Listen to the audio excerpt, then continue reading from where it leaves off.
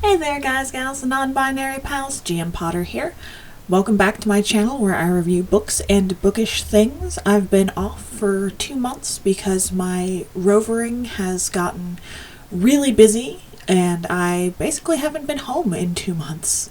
So I figured we'd start with just a catch-up and talk about some bookish things. Let's get into it.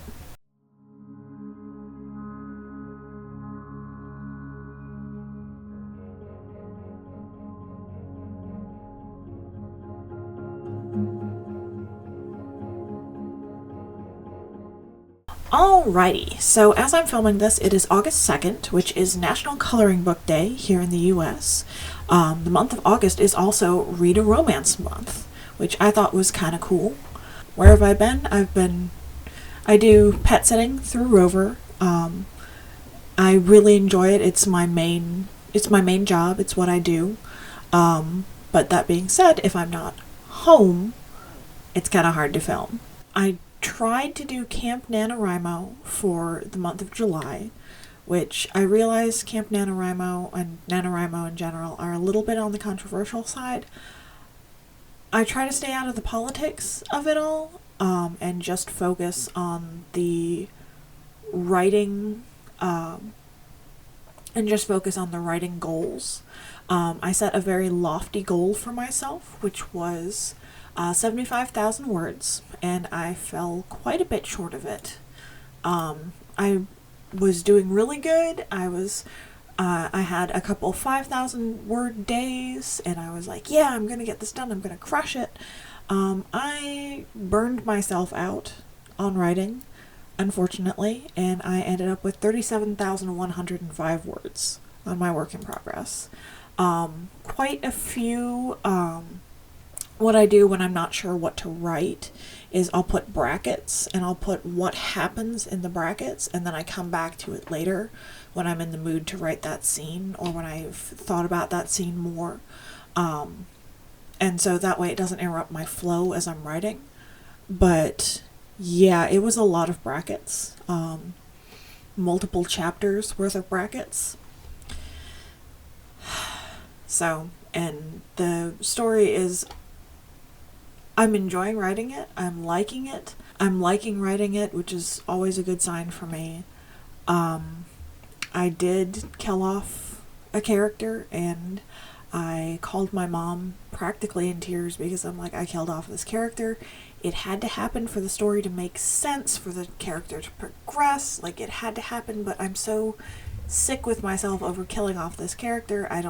And that feeling coupled with the burnout that I forced myself into just kind of came together and just threw off my groove, I thought, which kind of burned me out for a lot of things. One thing I haven't gotten burned out on is reading, thankfully.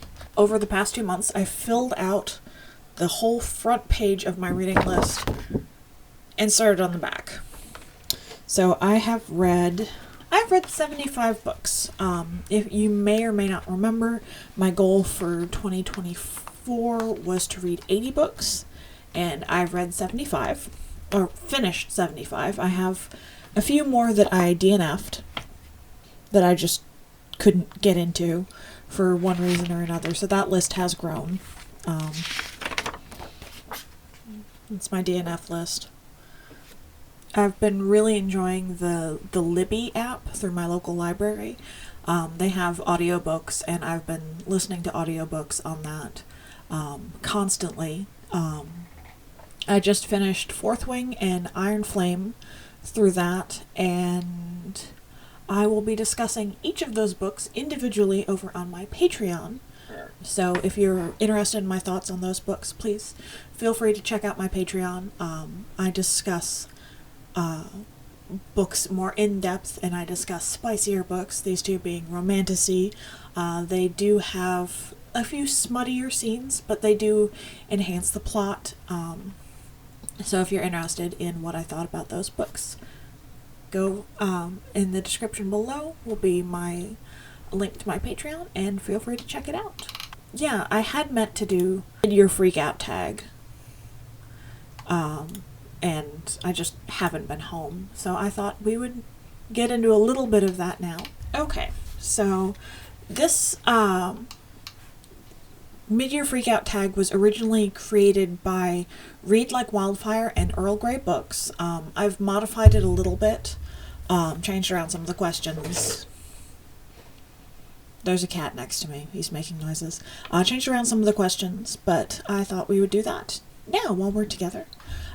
Best book I've read so far this year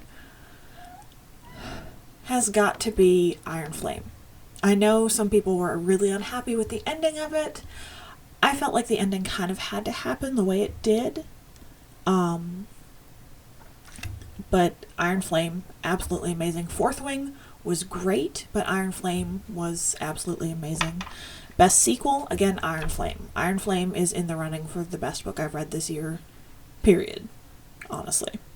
New release, I haven't read but want to. Probably Bride. It's on one of it by Allie Hazelwood. It's her first attempt at fantasy. She usually does romance in the academic setting. This one is fantasy. I think it's vampires and werewolves together.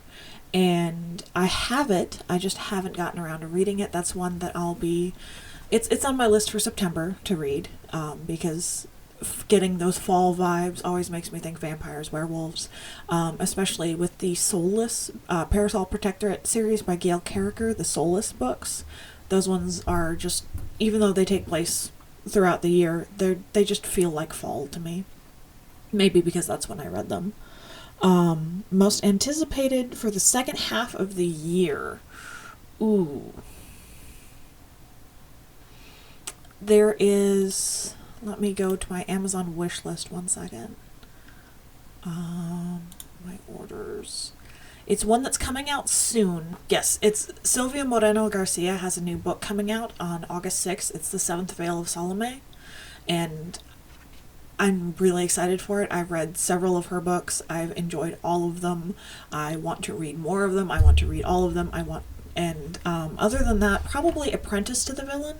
Assistant to the Villain was one that we read as a book club book over on my Patreon, and before I even finished the first book, I pre-ordered the second book.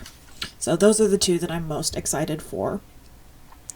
Biggest surprise. The biggest surprise in reading was probably Fourth Wing, because I was scrolling through the Libby app and it was available, and I'm like, yeah, everybody's talking about it, everybody loves it, it's probably gonna be crap, it's probably not gonna be good, it'll probably end up on my DNF list, but I've run out of audiobooks and I need something while I'm driving, and I put it on and I fell in love with it. I'm like, this, I told my partner, I'm like, this is actually good, like, what the hell, like, popular books, I realize popular books are popular for a reason, but I was not expecting this one to be as good as it was. Biggest disappointment. The biggest disappointment of the year, probably Exquisite Corpse. That one I DNF'd. It's supposed to be a horror novel that's on the psychological bent, and it's supposed to be really good. It was recommended to me by a close friend, and I kept seeing it, that if you like horror, you'll love this, especially if you like body horror and psychological horror, and then it used the R word for forcible things 3 times on the first page, and I just noped out of there. I was like, nope, we're not doing that, no, I don't need that in my brain. Newest favorite characters, probably Xaden Ryerson. He is my favorite. Violet Sorngale, these are from Fourth Wing and Iron Flame. Xaden Ryerson, I love his character, and I love the complexity and he's a very put upon character, but he doesn't let that influence who he is and how he goes about his life, if that makes sense. Like, he has this nobility to him, which makes sense if you've read the second book especially, but he has this amount of just he carries himself so well in a way that he has no right to.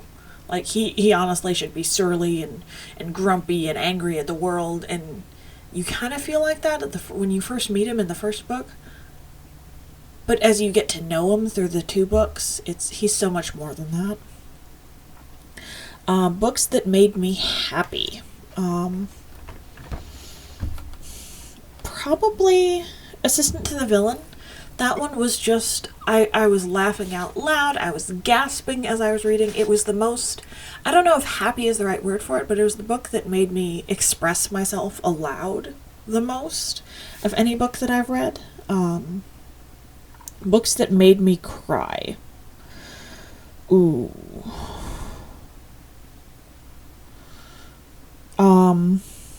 This one is coming out later. The review for it, I got it as an ARC for the 10th anniversary of the book. The Headmaster.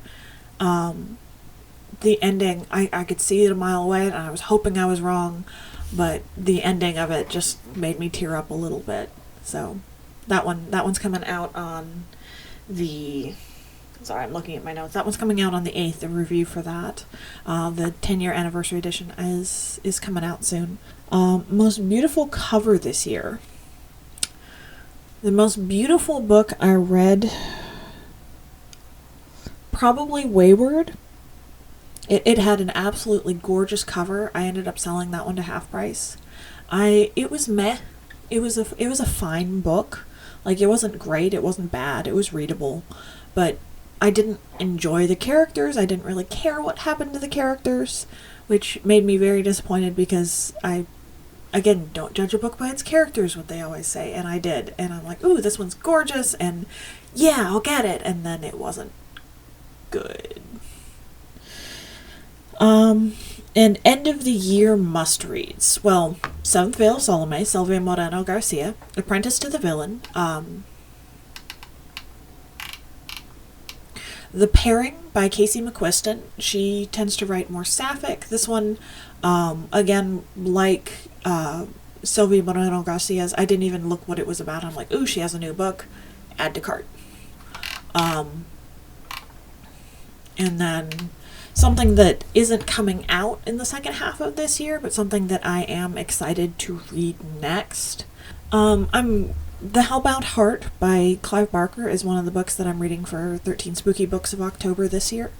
I'm really looking forward to reading that one. I'm holding off until we get a little bit closer into spooky season. Well, who am I kidding? It's always spooky season for me. I decorate with skulls. But yeah, I'm really looking forward to reading that one. Hellraiser is one of my favorite movies. It's really, really good. I'm looking forward to reading the book. I've read 2 other books by Clive Barker, and I'm just really excited for Hellbound Heart. And yeah, that's where I'm at with my reading. I'd love to hear how y'all are doing with your reading goals. If there's any books that you're really looking forward to coming out, if there's any books that your library has that you're really excited to get your hands on when they release, if there's any books that you've pre-ordered, I'd love to hear just your bookish thoughts. Don't forget to like, share, and subscribe, and I'll see you in the next one. Bye!